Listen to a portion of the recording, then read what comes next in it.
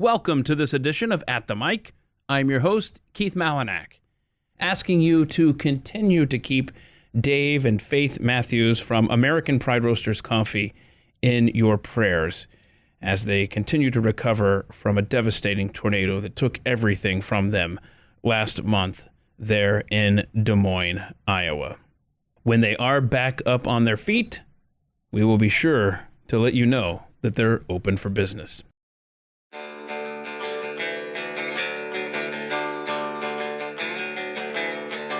You're listening to At the Mic with Keith, an independent podcast production. Jim Verdi is a longtime radio professional who today is the senior producer for the Dan Bongino show. Jim grew up in New York City, but he spent the majority of his life in Texas, two completely different worlds, and he's experienced them both. Here in Texas, he's become a barbecue aficionado, and I did compel him to juggle here in the studio the way I did with previous ATM guest, Chef Andrew Gruel, back in episode 68. So that's always a lot of fun. Without further delay, here's the life story of Jim Verdi on At the Mic. A fellow radio guy. Yes, sir. I can't wait to get into your story. You have been in the business. You've seen a lot, and we're going to have fun talking about all that good stuff here. But thanks for coming in, man. I appreciate it. I appreciate you having me. This is great. Beautiful place, beautiful setup. Absolutely. Well, I can't take any credit for it, but I'm happy to work here. Okay, so you were born and raised in Brooklyn, New York. I was. Your childhood is going to be 180 degrees different than mine growing up in the South. Okay. But we both ended up in the radio business. Right. So before we get to your radio story, tell me, how is it growing up in the middle of such a gigantic city?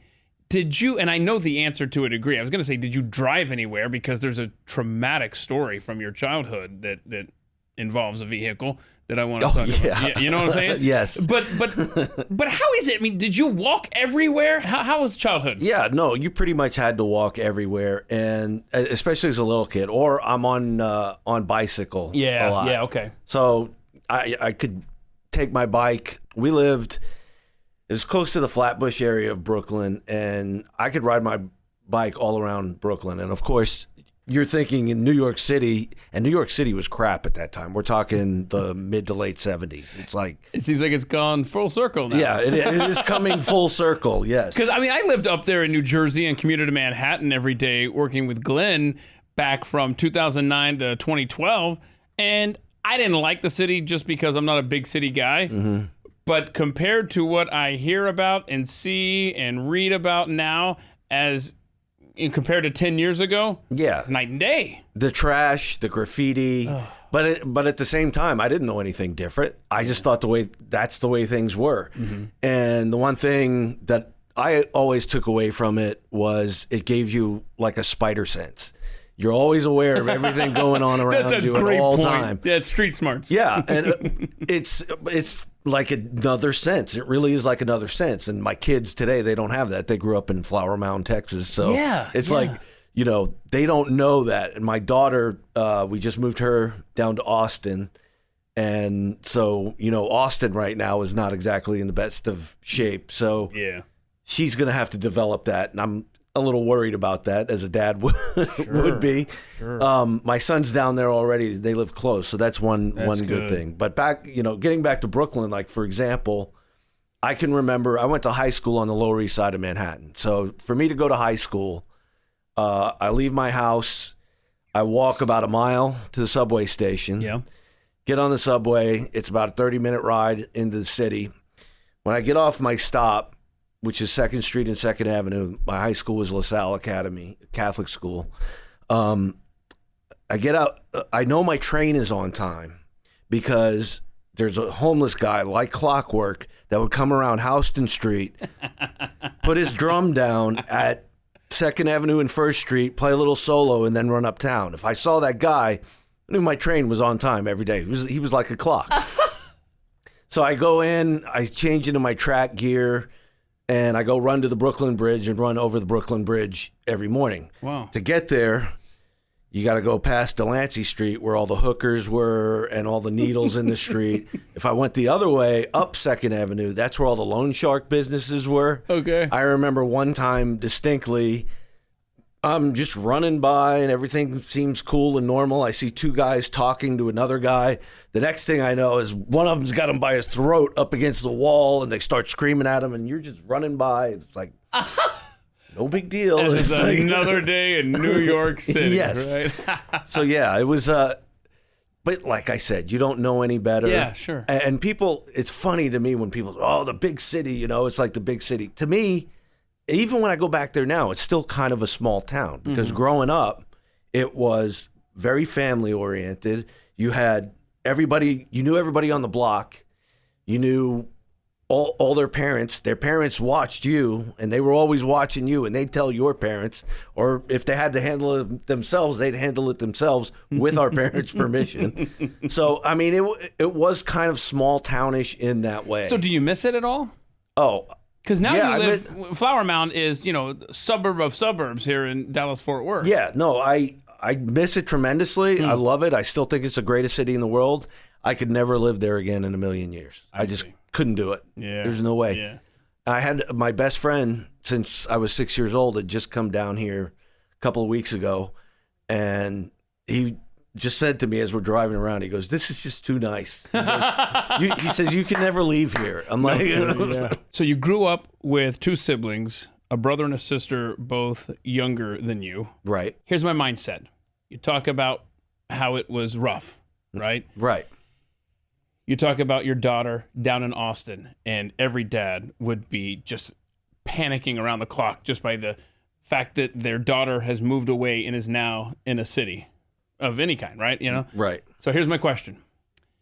Did you guys have to stick together whenever you went somewhere? Because the mindset today, at least speaking, I've got 3 children, and when they would leave the house and go and hang out in the neighborhood, I really wanted them to stick together, and it was, like you said, it was the suburbs. Right.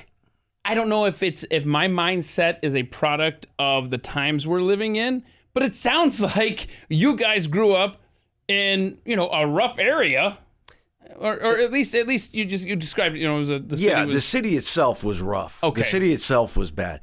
We weren't affluent at all, by any stretch. My dad was definitely my dad, he had a real tough childhood. His dad died when he was 12. He grew up on the streets. Yeah. He didn't even live with his mom. Wow. Literally grew up on the streets. In fact, my dad's area was Sheepshead Bay, Coney Island, in that area, and he knew people from the freak show, and he always used to tell me he'd play cards with JoJo the dog-faced boy. And I'm like, really? I said, so did he have a face like a dog? He's going, no, he's just really ugly. That's it. Awesome. Okay. So the area we wound up moving to was very melting pot, very mixed. You had my church, which was a Catholic church close to the Protestant church. And then you had a yeshiva school. The Hasidic Jews were prominent in the area. It was just a melting pot of people. The definition of melting pot. It was. Sure. So I found that to be a great experience to grow up. Okay. But, were you at all nervous when you would roam far from home and run over the Brooklyn Bridge or whatever? Okay. Never even thought twice about it. Right. So that's what I'm trying to figure out. I'm trying to figure out, is it our geography that makes us so nervous for our kids, or maybe it's just the fact we're parents now? It's just the fact that we're parents now. That's the whole thing. I got you. And I'm not, like I said, my son is down there too. He's 4 years older than her. He's going to look out for her, so I'm not worried about it. My son's been out of the house since he was 19. He just took off and went to Denver. He just I'm out. Which is good, and he's had a lot of great experiences. That's really cool. Yeah, it's really cool to see your kids develop their own interests and fine tune their talents. Right. So I'm right there with you, because I'm a father of 3 teenagers myself. Fun. Yeah, right. But your kids are in their 20s now, is that right? Yes. My daughter just turned 20. My son's 24. All right. Go back to your childhood. We're gonna still hang out in there for a while. Okay, Jim. And you had a traumatic auto accident involving a drunk driver. Like this is what you listed as your earliest memory. Yes. crawling through the door of your overturned vehicle? Yes. My goodness, what happened? So my grandparents, it's funny you talked about growing up in the South too, because I kind of had a dual childhood. My grandparents lived in Hampton, Virginia. Okay. So we would go down to Virginia every summer and every Christmas. So I got the best of both worlds. I learned both worlds, Sure. So this was on a trip to Virginia. I think I may have been 2, maybe 3. Yeah. I can't exactly remember. And I guess we were driving down. I think it was going through either Delaware or Maryland. And there was a drunk driver that ran my dad off the road into a ditch. Oh. And the car was literally on its side, laying in, on its side. So it was my grandmother and me in the back seat. Ironically, no seat belts. Yeah, nobody was wearing seat belts. Right? so true. So I guess it was my dad over the top who opens the top of the door, and then he pulls me out, and then they're helping my grandmother out. And the cops come and they investigate everything. And of course, back in the day, the drunk driver doesn't get in trouble because the cop is like, no, he's the town drunk. I mean, it's not surprising to him. It's like my dad's like, okay, well, we kind of got a problem here. Okay, we'll get it taken care of. That's just the memory that I have. So I don't know how it got resolved ever. I'm sure we made it to Virginia somehow, or else they towed the car out of the ditch and it was still able to work. I don't know. But all I have in my head is that picture of being pulled out of the top of the car like that. That's incredible. Is everybody okay from that? Oh, yeah. Everybody was fine. Wow. Miraculously enough. No kidding. My goodness. So you remember, what year were you born? 65. Was it 69? Yes. Is that when Sesame Street started? Mm-hmm. Okay, yeah. So you remember the first episode, watching it, huh? I remember our parents made a big deal of sitting me and my brother, he's about 1.5 years younger than me, in front of the TV in anticipation for the show. And that was another of the earliest memories. It's one of the 2 of those. That's really cool. It wasn't the moon landing. No, it was the first episode of Sesame. It wasn't the Mets winning the World Series in '69. That's right. Miracle Mets. Yeah. It was Sesame Street. It was Sesame Street. Okay. I mean, that's a big year for America. Woodstock. Yeah, I was just about to say that. I was just about to say Woodstock, moon landing, Sesame Street, and the Amazing Mets with that comeback in September. Okay, so now I'm confused. You're born and raised up in New York, grandparents Virginia. How did Jim Verdi get to Dallas, Texas? Okay, so my dad, he was out of work for a while, and he went to work for a company called NEC. I don't think it's in existence anymore. It may have been bought, with all these conglomerations that have been built. And he got that job, and he basically worked in Japan for almost 2 years. Oh, wow. Yeah. So finally they said, well, we want you back in the States, but we want you to work at our office in Irving, Texas. So it's like, okay. Which is where we are sitting right now. Exactly. And actually, where we're sitting right now, this was nothing. When I moved out here, you're familiar with the area, but Beltline Road was a 2-lane road. Wow. Pretty much. Okay. And because this studio was built in the early 80s. And you moved here when? In 81. Okay. June 21st, 81. Nice. I still have the New York Daily News from that day. Wow. That's cool, man. I love collecting old newspapers, actually, yeah. And kids, if you're not familiar, newspapers are well, never mind. So you guys end up here, and you go to UT Arlington here in town, and that's where you studied communications. Yes. Had you known your entire life you wanted to be in radio, or was this something that hit you along the way? Or no, when I grew up, and this is an advice I think I'd like to give to kids. It's like your first inclination when you're a kid, go with that, and you'll be happy. Man. I wanted to be an archaeologist or a paleontologist. I was into dinosaurs and bones and cultures and things like that. And then when I went to college, I actually was considering that. And then it was like, okay, if I can't play center field for the Mets, I can do play-by-play. Yeah. So it's like, okay, I'm going to go major in communications. This and literally is my life. If I can't play for the Braves, I want to announce the Braves, and if I can't announce the Braves, this is absolutely. I got into radio. Yeah, but I'm sorry. Go ahead. That's the way I went to school, and it's almost accidental how I wound up where I'm at right now. It's funny. I don't know if you want to get into that yet, or well, yeah. So you go to school for it, but and when did you? So did you know before you started taking classes, this is what I want to do, this business? I really had no idea. I think I was taking it to see if maybe I would decide on something else, but that's not necessarily how it went. I think I enjoyed the classes. Okay. I think once I got into the communications classes, I really liked what was going on in it, what they were teaching, and I'd always had a love for radio and music, and the DJs growing up. My favorite station as a kid was WPLJ, and I listened to Pat St. John, on there, and then what was it? Can't remember. The one Jay Thomas was on. It was ABC or NBC. I can't remember. And my parents listened to him every morning, so I liked it. It appealed to me, but I never really, even when I was going to school for it, I never really still thought about doing it. I didn't know what was going on. I was just a dumb kid. I didn't know what the heck I was going to do. Right.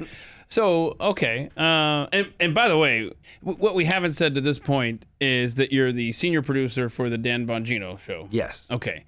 And you describe stuff, this is what us producers do right here to a T. I ask, list your duties here. It's organize content, check. Book guests, write imaging, which is, the promos, stuff like that.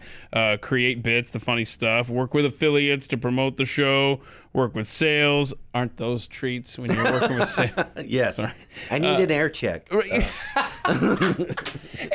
so can we just, let me take a moment here, and you jump in at any point, but the eternal struggle in radio is people like you and me trying to be creative, and then there's people in sales who just want to make money, and you're trying to explain to them, in order to do that, you got to do this first, but it's like chicken and the egg. Oh, yeah? No. We pay the bills around here. Anyway, it's an eternal struggle. No, you're exactly right. And, actually in setting up the Bongino show, and trying to figure out the format, that's what we were having conflict with a little bit. Not Dan or anything, but it's just like, even me as a producer, I'm like, I'd like to just have more content. And they're like, no, we have to get the live reads in here. And it's like, how are we going to do this? And I'm like, I don't think it would fit here. And right. Finally we agreed on a format. It's actually working out pretty well. That's great. I love Dan Bongino. Just seems like a great guy. He is fabulous to work for. That's great. Well, he always says, don't ever say you work for me. You work with me. That's awesome. I love to hear that, because he was up here several times with Glenn Beck being interviewed. I'm talking years and years ago. He would come up here to the studio, and guests have to wait out in the hall, hang out in the dressing room, stuff like that. Genuinely nice guy, easy to talk to, and it was a pleasure every time he was up here. But boy, those sales departments, huh? I'm kind of hung up on this, because as we're talking, I'm thinking through the line in radio, and I'm sorry that, this is so radio focused, but I want, since I have a radio guy in here, I want you to see if your experience mirrors mine, where everywhere along the line where I've worked, every city, and I've gone 1, 2, 3, 4, okay, so the head of the entire radio station always comes from sales. They never put a creative guy or gal at the top of the building, at the top of the station. It's always from sales. And it's always going to be that way, though. It just bugs me so much. That's the way it will always be, because the money is the key thing to keep the thing going. Yes, sir. Okay. So you had mentioned, hey, kids, follow your heart. Mm-hmm. And so if you had done that, you're saying you would have been an archaeologist.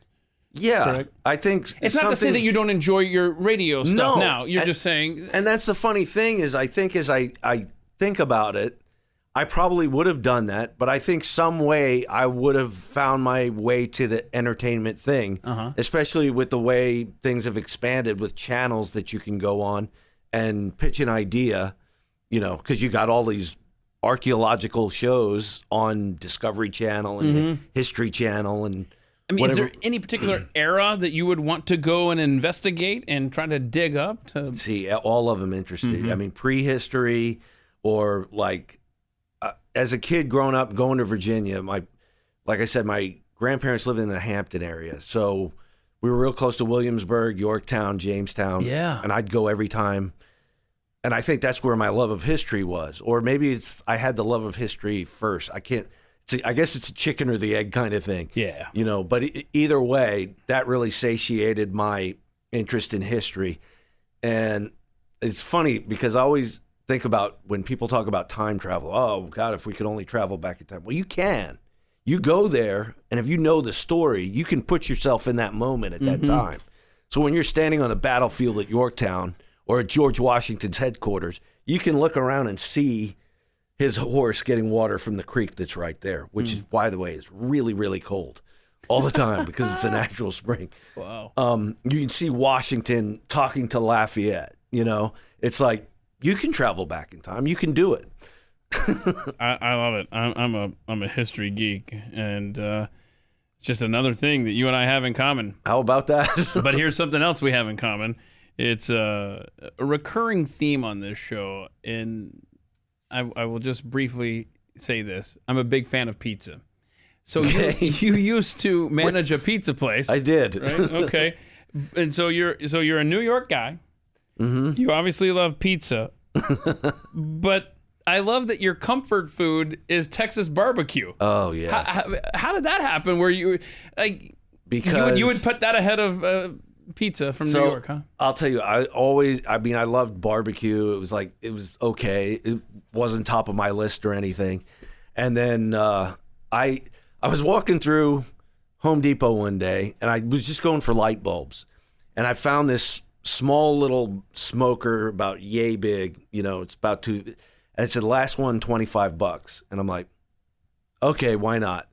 So I buy this smoker for $25, and then I start reading about it, recipes and how to smoke food. Makes me hungry, dude. Yeah, so I start experimenting with it, and I'm not that great at it or anything. I go down to Austin. I wait in the 5-hour line at Franklin Barbecue, and you finally get in, and in the line there, they put burn ends. They'll set them out for the people waiting in line. I am starving now. And so I pick up this burn end because everybody's heard about Franklin's. It's like, I don't get what's the big deal. Pop it in my mouth, and it just took like 2 seconds, and my eyes just went, how did this man create this piece of meat that is just like the most heavenly thing I've ever eaten in my entire life? We're about to stop this interview and go have barbecue and then finish it after that. That's awesome, man. So okay. So then I finished, and then Aaron Franklin's there. So I talked to him, since I'm a new smoker. I'm like, how do you smoke a turkey? Because my wife likes smoked turkey. The man proceeds for 20 minutes to go into the intricacies of how I should smoke a turkey. And he's a wonderful human being. And I started smoking turkeys that way. Now I'm smoking turkeys for 3 or 4 families on the holiday, on Thanksgiving, because it's like, all I'm doing is following Franklin's recipe. But then I just grew to love it. So I go around the state now. I follow Texas Monthly's top 50 barbecue list, and I go to every joint that I can find, and I've become quite the snob about barbecue. Wow. Okay, so how does something like a hard 8 compare to tourist barbecue? Okay. It's good, yeah, but it's tourist barbecue. I got to introduce you to David Larley, who was episode 62. Okay. And he's a pastor who has a barbecue company, and it's called Smoked Maple. Okay. Smoked Maple, Texas Barbecue, catering and events. I'm still waiting for him to bring me some down here. He comes in here and talks about it, and doesn't bring some. I'll try and hook you up. Yeah. So, but he's from Canada, and so that's how he got the smoked maple angle there. So, I am seriously wanting to push the pause button and go eat right now and then come back and finish up. You worked in a warehouse. Yes. I would feel like maybe I could, almost work far away from anybody else in this building. But was it like that at all, or did you have to work alongside people? You worked alongside. We had a little crew. I mean, it was pretty cool to work with. There was only about 6 of us. Okay. And then the manager who was right there. It was a computer parts warehouse. Some of them small, some of them much bigger because computer technology at that time still wasn't developing. Yeah. But the best part was getting to drive the forklift. Oh, you don't want me around anything if I'm driving machinery around. But that was fun stuff, huh? Yes, that's fun. That's cool. So you also delivered newspapers when you were a kid? I did. What time 12 years old. That was my first job. I threw the New York Daily News, which is just bizarre because all I had was a shopping cart and my route, and you have to walk your route. Oh, wow. Yeah, and especially Can't ride a bike when you're dropping off. No, because there are too many papers. Yeah. And when you're having to drop off in apartment buildings, all the apartment buildings, well, growing up or being in New York, you got to get buzzed in. Uh-huh. So you get there at 5:30, 6 o'clock in the morning. Not really a lot of people ready to buzz you in. So you're like having to wait until either somebody comes out or maybe somebody will answer a buzz to go in and deliver. How annoying. And then nobody believes me that this was true. But actually, Bongino threw the Post. No, he threw Newsday. And it's the same thing. It's like the same memory. We didn't get paid. It was tips only. What? Yes. So when you went around and made your collections, you got tips, and that was it. Did the people receiving the newspaper realize this? I don't know if they did. Gosh. There were a bunch of stiffs, too. They would stiff you. Well, maybe they didn't know that your life depended on them giving you tips. No, they didn't care. Well, okay, that's true. I forgot. It's New York City. New York. Of course. But still, what a raw deal, man. I mean, that's terrible. Okay, so what time did you have to wake up to do that? Oh, God. 12-year-old kid. It would have had to have been right around 5 or so. Oh, okay. Okay. Yeah, maybe even earlier because you have to go to school, and school's starting at 8. Well, did you not have to like wrap the papers and put them in the plastic or something? Didn't have to. I mean, you had to do that on like rainy days, especially if it was a house that was outside, because in the apartment buildings it didn't matter. You just leave them on the doormat. And I just remember a friend of mine who would have to wrap them in a rubber band every time. And then if it was raining, he'd have to get up even earlier to put them in. I didn't have to do it every day. It's just the raining part of it. Okay. So the person who's had the biggest impact on you, your wife, Tony. Yes. Where did y'all meet? We met at a Super Bowl party at an apartment complex in Irving. I had some friends of mine that worked at the pizza place. We worked together, and they were living there, and she was living there. And so I went down with my friend, and my friend bumped into one girl, and she said, "Hey, would you like to be my neighbor?" And then I met her. And so, that's how we met that was at a Christmas party. Our first date was a Super Bowl party. Okay. That's it. So just indulge me here. And if you don't know the answer, that's cool, but I just want to play this game for my own memory's sake. What year was the Super Bowl party? Just tell me like the year it was, please. Okay, so it would have been the Super Bowl of... Because I want to try to see if I can remember the teams that were involved. It would have been the Super Bowl in 89. Oh, 89. Oh, that's going to be the Giants? Nope. Okay, it's going to be the... Hold on, I got to think here. I'm rushing myself here. It's a podcast that I can edit, so stop rushing yourself, Keith. It was the Redskins and the Broncos. No, see, now you got me questioning. It was the Bills, Keith. No, I don't even know. Hang on a second. You're going to look it up? You don't want me to tell you? No, I don't. Yeah, okay, tell me. It's the Bengals and the 49ers. Oh, yeah. The Bengals blew it at the end. Yes, the 49ers. Montana hits John Taylor. Yes, yes. It's like, wait a minute, that's not Jerry Rice catching that. It's John Taylor.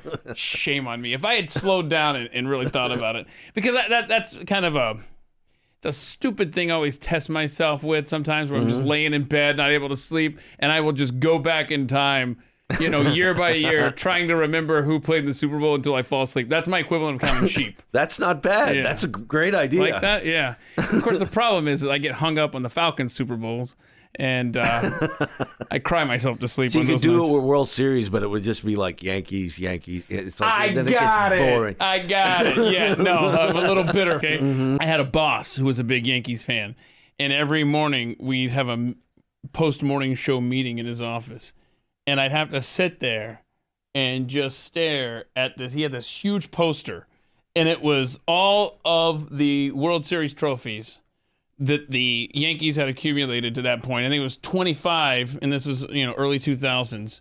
Like, I don't need to see that. That's Ken. obnoxious. It's rude. Come on, Ken. That's but not nice. It's easy to be a Yankees fan. Yeah. It's hard to be a Mets fan. Yeah. That's real commitment. So how do you remember consciously deciding as a kid to be a Mets fan instead of a Yankees fan? What year were you born? 65. Okay, so you were just a young kid as the Mets were becoming a franchise, really. Right. I looked up to my dad, and my dad was a Brooklyn Dodger fan as a kid. Once they left, it kind of left a void for a lot of people. Dodger fans wouldn't go root for the Yankees. There was no way they could do that.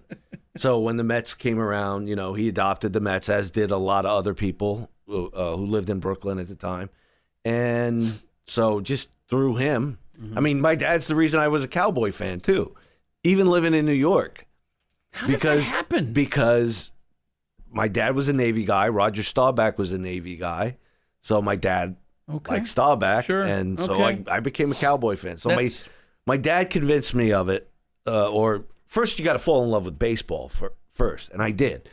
And then you go to a Mets game, and it's a wonderful experience, especially when you're real young. I still have the wool Mets uniform from when I was like 3 or 4 years old that I wore to my first baseball game. Wow. I still have that. How cool, man. That's really cool. Do you remember the planes flying over Shea Stadium? Of course. Of course. I remember just watching Braves games, and just the planes. And I thought, those are loud on TV.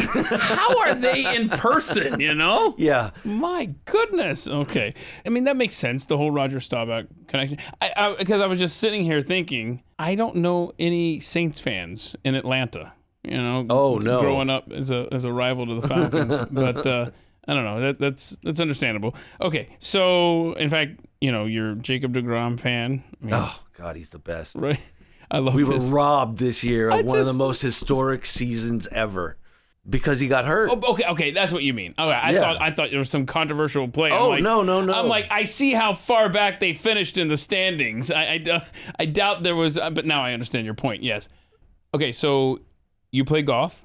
Yes. Well, I hadn't played in a long time. How old were you when you started? I was 30 when I started. Oh, okay. I started playing during the whole Tiger Woods craze.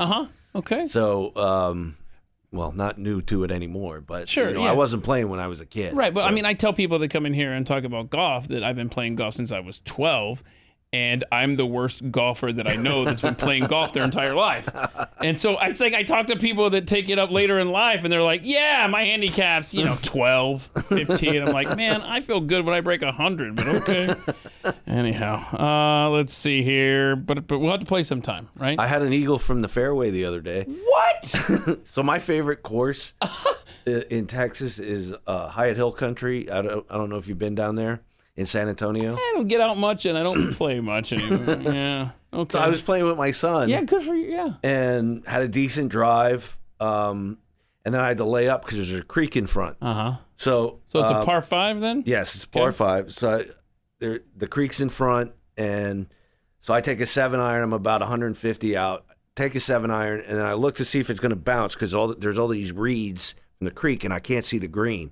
So I see it bounce, and I'm like, okay, good. At least I know I'm over the creek. Wow. So we pull up. I look. There's no ball on the green. I'm like, right. So I'm like, you got to be kidding me. Did I fly the green? So I'm walking it's not in the trap. It's not behind the green. This is awesome. I'm like, the rough. I'm looking all through. I said, did that ball spin back into the creek? So I start walking down the green to go to the creek to see if it's in the front there. And I looked down in the hole, and there's the ball, and I was like, yes! What? That is so cool. I'll tell you, Jim, I saved one ball in my, 30-plus years of playing golf. I've saved one ball, and it was a similar situation to that.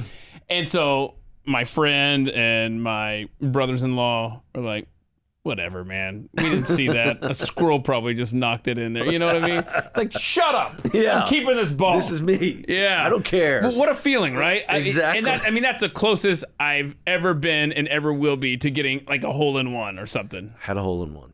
Whoa, nice. Okay, so I cannot say that. Now, see, that's got to be a better feeling, I would think, because I assume, I'm assuming here, that you could see that go into the hole. Yes, that one I saw. Okay, yeah. So, yeah. Tell us about that. I was playing with a record guy, or two record reps, and then my brother-in-law. And this is when I was really bad, because I shot 103 that day.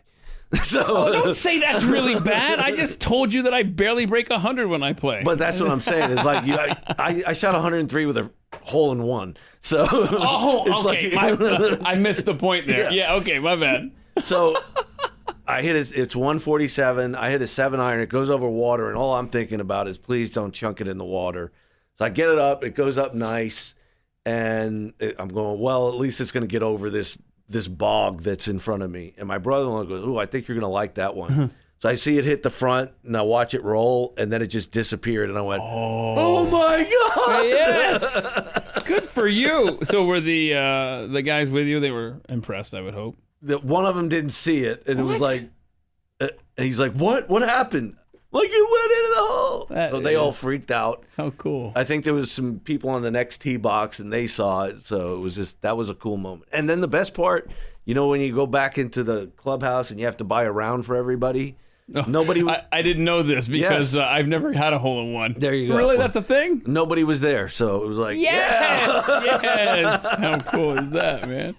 That is awesome. Congrats on that. The moral of your stories with golf, you understand, is that you should always hit the 7-iron. Okay. I guess so. Yeah. Just figuring that out. I guess. Okay. So you mentioned the record reps. Mm-hmm. I don't want to make too much of an assumption here, but was that related to the radio business? Yes. Then? Okay. So obviously you didn't just go to college and then 30 years later or whatever it is, you're producing for Dan Bongino. Yeah. No. Were you always working in radio here in the Dallas area? Yes. Okay. I started my first radio job was at K-Love. First of all, I started there as an intern, and then I got a part-time deal running a satellite show on Saturday nights. Mm-hmm. And then I would come in and fill in sometimes answering phones for Hubcap Carter, he was a great mentor, influence, and a great human being. He's no longer with us, unfortunately. But what a great human being he was. And I got to work under Chuck Brinkman. I don't know if you're familiar with Chuck. I'm not too familiar with Dallas radio personalities. Okay. Well, Chuck was a legend. Oh, God, I believe it was in either Detroit or Pittsburgh. I don't know. Okay. Forget that. He actually brought the Beatles on stage one time. Wow. Yeah, that's kind of cool. I should know this, huh? So, have you always worked based in Dallas? Yes. Because someone in the radio business who stays in the same city their entire career is more unique than, say, a baseball player playing for the same team their entire career. Yeah, I'm a unicorn. No, you are. I don't know that I can sit here and say I know anybody that can say, yeah, I've been in the same city, unless they're like a legend host, in a town. But even they worked their way up to those markets. But anyhow, seriously, congrats to you for being able to not have to uproot your family every couple years like the rest of us have had to. I think one of my bosses at Westwood One was like, "So tell me about your radio career." I said, I went down the line of Dallas. He goes, "No, but before Dallas." So I'm like, "I've always been in Dallas." Wow. I went, "I'm a major market guy, Bart." That is fabulous, man. That's so cool. I know at some point, Richard Lewis, the actor, saved your job? What's that all about? Okay, so from K-Love, which was part-time, and after college, my first real radio job was as a morning show producer for KRSR in Dallas, Star 105. And the program director there he was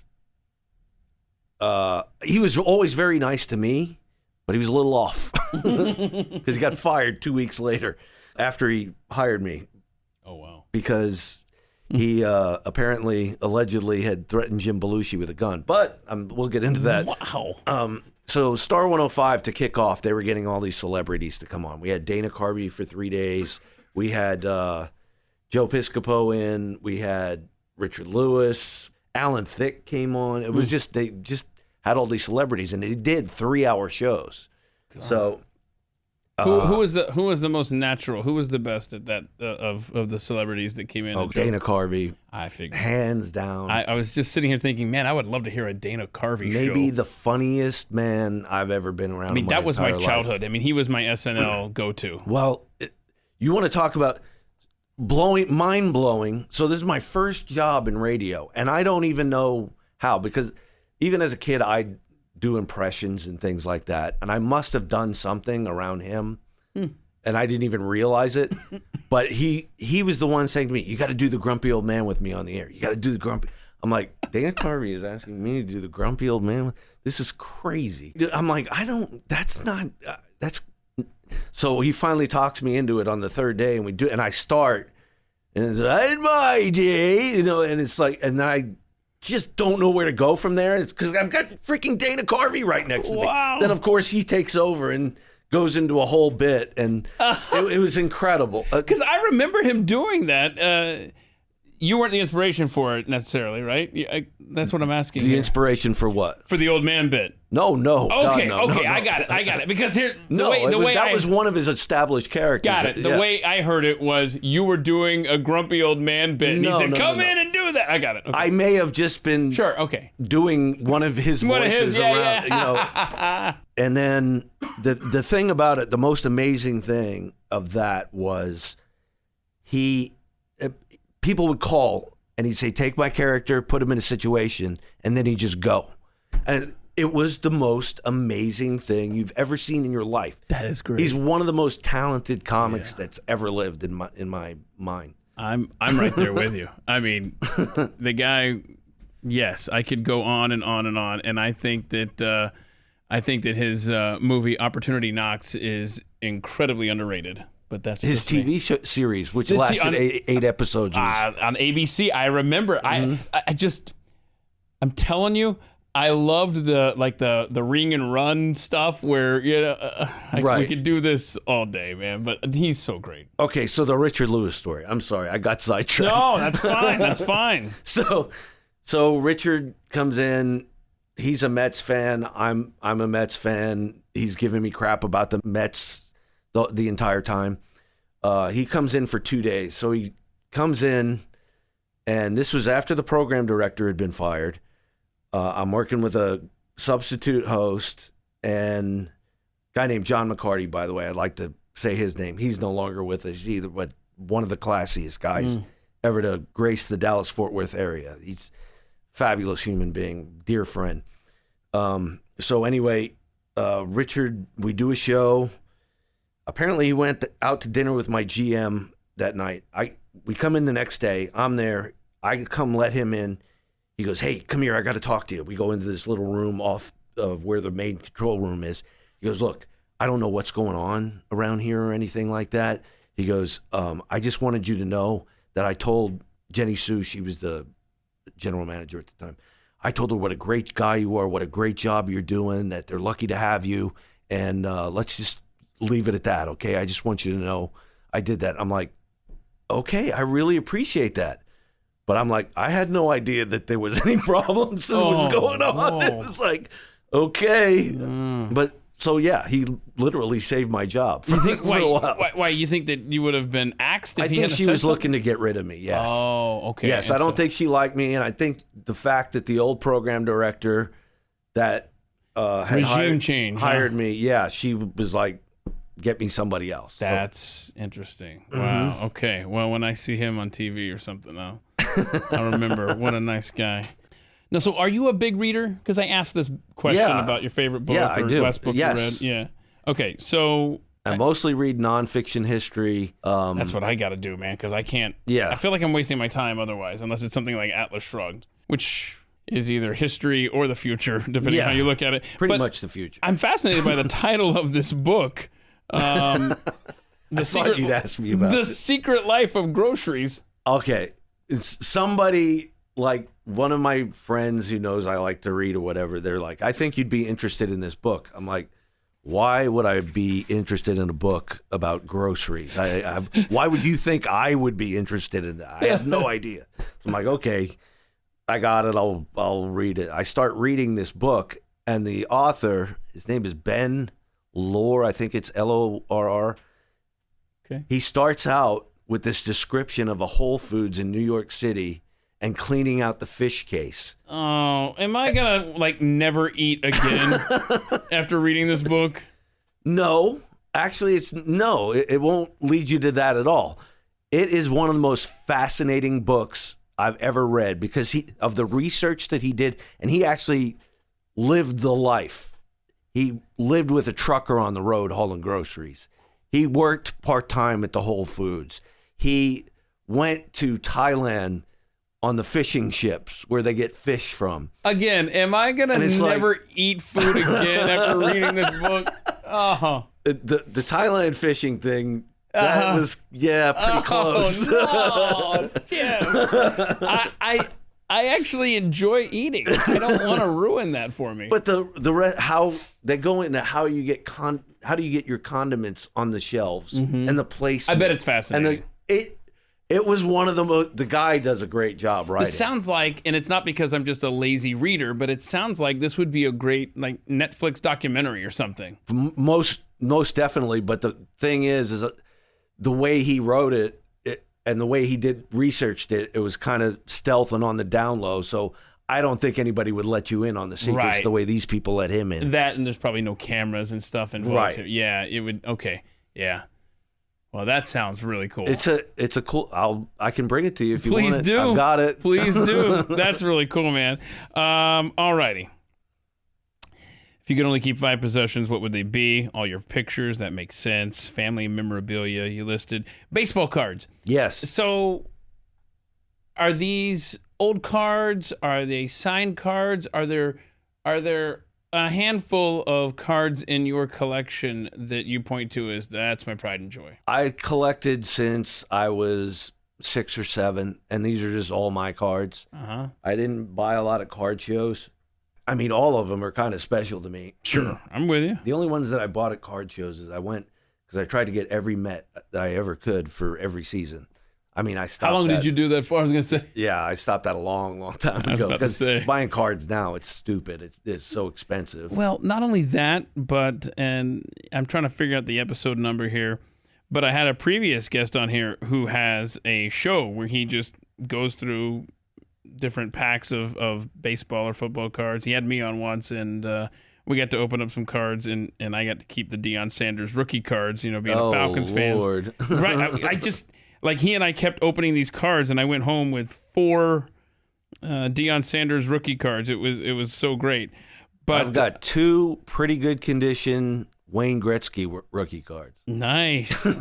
Well, really nice, man. Gosh, if you ever get a chance to listen to Jeff in episode 27, he's fun, and he does like I said, he opens up these baseball cards and stuff. But one of the things he was teaching me, which I know you can probably relate to, and you probably already know this, but when I was a kid and I was getting into baseball cards, late 80s, early 90s, that's when the market was just becoming so saturated, and the laws of supply and demand and the prices. I get a Beckett Sports Guide now, and I start going through cards with my kids. I'm like, oh, we're going to see how much my Ken Griffey Jr. card's worth now. Oh, wait a minute. What happened? It's not what I expected. Right. Yeah, so Upper Deck was coming around. They were all these different companies. Used to be Topps and Fleer and Donruss, right? Remember them? Yep. Then you get Upper Deck, and you get all these different companies that I can't remember. You can't even name them now. Yeah, and they went out of business. No, I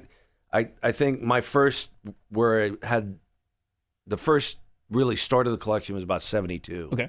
And then right about the time you're talking about, I just stopped buying them just because they got too expensive. And obviously they got too expensive because it became a whole big thing. Yeah. So I mean, that stinks. They were so expensive, and now they're not worth anything. I know. It was kind of like the equivalent to Beanie Babies. Thank you. I was going to say tulips and that whole thing, but you got it. Yes. Baseball cards and Beanie Babies, man. My gosh. So is there one card where you're like, that's the one that I like to show off or brag about? I do have a 1963 Stan Musial that I actually got him to sign at a card show, which was cool. So, yeah, that's probably my favorite. And how cool. What a nice man he was, too. Yeah? Yeah. That's really cool. I've mentioned before that right before it became this big business and you had to pay hand over fist to get access to autographs, I was at a card show in Metro Atlanta, and Mickey Mantle, Willie Mays, and I always forget the third one. Oh. So many people here in Dallas have met Mickey Mantle because he lived here. Unfortunately, I'm not one of those people, but I wish I was. Well, he in the 30 seconds I talked to him, he was just such a gentleman. Mm-hmm. I was young, man. I think I was, 10, 12, maybe 12. And so I didn't even realize he was going to be there. I didn't find out until we were just there. Mm-hmm. Oh, yeah, by the way, upstairs, what? Mickey Mantle? Right, yeah. But I just asked him, what's the most home runs you hit? And obviously everybody knows it's 60 in a season. But he was quick to give credit to Roger Maris, who beat him out by one home run that season.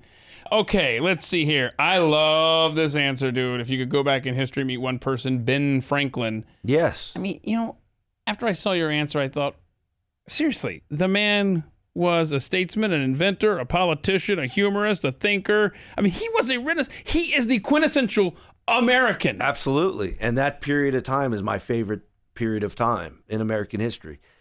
Whenever I go to Philadelphia and I go into Independence Hall, it still sends chills. I'm thinking about it now. Look, I'm getting goosebumps. Sure. That place. It is hallowed ground. It is. It really is. That's the birthplace of freedom and independence and the current state of the world, which never entertained the fact that people could govern themselves. It was always you had to be governed by somebody. Somebody had to be in charge of you. Mm-hmm. It's like, no, we can do this on our own, and we're going to set up a system. And they did it in that room, and it's the most amazing feat of human intellectual thought that has ever been achieved, in my humble opinion. In my humble opinion as well. I'm right there with you. Such a collection of geniuses all in one spot. This idea of self-government that you and I cherish from people, this like Ben Franklin, who gave us this gift. How much longer do you think we got on self-governance? Oh, my goodness. You know what? I think it's a pendulum. And I think even people now who are radically one way will, once they see what they have sown is coming back to hurt them or do things that aren't necessarily to their advantage, that really does affect their freedom. Mm-hmm. I think eventually things will turn back the other. I mean, I believe in a swinging pendulum. It'll turn back the other way. I do believe it. You can juggle. I can. Okay. Well, I haven't done it in a while, so. All right. Well, that's too bad. Don't put me on the spot. Oh, I'm about to. Oh no. So, Chef Andrew Gruel was in here, and he had the same answer as far as talents go, episode 68. And I turned around here, I looked, and I was like, the only thing I've got here are candy cigarettes. And he juggled some for us. Do you want to give it a shot? I can give it a shot if you want me sure. There we go. So anytime someone is in this studio and lists juggling as a talent, I'm going to toss him candy cigarettes. I should have never put that. I should have. You know what? Let me try to get. This is going to be hard. Yeah, hold on a second. I gotta record this. This is going to be good stuff. Okay, let's see if it. Okay, let's see what you got here. Whoa! See. All right, that's a good start there. That's fun. Good start. Okay. That's That's not bad at all. Yeah, nice job. Okay, so that was good. That's hard. Yeah, The right. boxes. Yeah. Balls are much easier. Yeah, because the weight on these keeps shifting. You're thrown in the air. All right. Well, congratulations. Thank you. You and Chef Andrew Gruel. I love Chef Andrew Gruel. Well, you two are unique in that you're the only people that have juggled candy cigarette boxes in the studio. I love That's it. awesome. Yeah, he's fun. That was a fun time as well. Okay. The most scared you've ever been was watching The Exorcist. How old were you when that came out? Well, I didn't see it in the theater. This wasn't even until much later. Oh, wow. I don't even think I saw it till could have been late teens. Huh. So, and it was just I grew up Catholic. You know, I was an altar boy. Church was a big thing in the life. So, you know, I was very Catholic. And that movie, if you were very Catholic, literally scares the hell out of you. I mean that literally. Yeah, I remember scenes from that when I was a kid. Just trying to think of what it would have been on broadcast TV or something. I don't know. I can't. No. You could probably rent it. I wonder if my parents rented it and maybe I was just in the wrong place at the wrong time. Right about the time VCRs were coming out. I wonder. I'm just trying to think of where I was exposed to it because I had nightmares too of stuff from that movie. Yeah, that was intense. That was like. However, if you want to fix your mind, I guess is the only way I can think of to say this. Go back and watch it now. Watch clips on YouTube, and you're like, "Oh my gosh, that's the cheesiest thing I've ever seen in my life." You know, like the meat walking and stuff. That's the dumbest thing I've ever seen. Now it's just like you laugh at it. It's like a comedy bit now. So anyway, if you want to try to help your memories out there, I would highly I'm recommend okay that. now. I can. That's good. That's good. So I love this as a bucket list item, and I'm right there with you. But how do we do this? Okay. And I'm willing to break the law with you in order to make this happen. But you want to play at Augusta. Oh, yeah. So here's what I was thinking. Now you tell me. Now here's what I've already thought this through because when I looked through your answer, I was like, all right, let me see if I'll go for this. So how secure is that golf course at night? I do not know. Okay. So the sun goes down, it gets dark, right? Mm-hmm. I know that the roads there are close enough because whenever I watch the Masters, I can hear sirens and traffic going by. So I'm like, there's an entry point somewhere close by, okay? I've thought this through, brother. Okay, we take our glow-in-the-dark golf balls. We just play one hole, right? And then we take off. That way we can say we just get a 7-iron and a putter. You don't even. You gotta remember your 7-iron. That's it. And then when the glowing ball just vanishes, we know it's in the hole. Right. So you can't possibly have, maybe around tournament time in April, maybe they have guards. We're gonna have to do some recon, some research before we do this. But I can't imagine that it's, especially in this day and age when just bad people out there looking to do damage and stuff. I could just see someone like, I don't want to give anybody ideas, but my point is, I think you just did. Okay, well, my point is we're going to have to try to fulfill our bucket list before this podcast posts. Okay, yes, exactly. We don't want them standing at the ready for us on the 18th green. You know? Okay, but how do we do that? How do we get to play? Someone invite us. Is that even a thing? Yeah. See, from if you've ever heard Rush Limbaugh explain it, because he got to play it a few times, and it's like when you're with people who are members, you never ask. Okay, yeah. Okay, you have to be asked. So I think the thing is can you get Condoleezza Rice on your podcast? She is a member. Okay, writing this down. Condi Rice. Condi Rice. Okay. So. Just talk. That is great. That is so great. Talk about golf experiences. Talk about what it's like to play there, and maybe it'll be, well, hey. I'll tell her that my favorite color is green. That you're from Georgia. I'm from Georgia, right?